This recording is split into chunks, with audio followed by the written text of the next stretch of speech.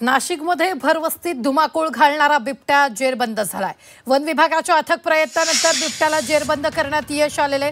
बिबट्यानं 3 ते 4 जणांवर हल्ला केलाय, ते जखमी झालेत। नाशिकच्या गंगापूर रोडवरील ही धक्कादायक घटना आहे।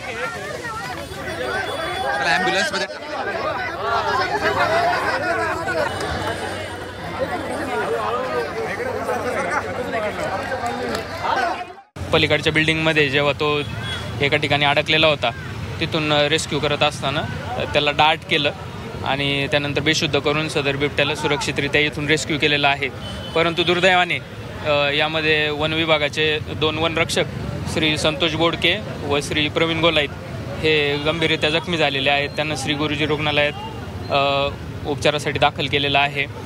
तसेच काही नागरिक, साधारण 4 ते 5 नागरिक या बिबट्याच्या हल्ल्यामध्ये जखमी झालेले आहेत। त्या संदर्भात खूप मोठ्या प्रमाणात कारवाई सुरू केलेली आहे। वन विभागाने बिबटे पकडण्याची कारवाई देखील केलेली आहे। जवळपास 20 बिबटे त्या ठिकाणी पकडण्याची कारवाई जवळपास काही प्रमाणात झाली आहे, काही प्रमाणात अंतिम टप्प्यामध्ये आहे।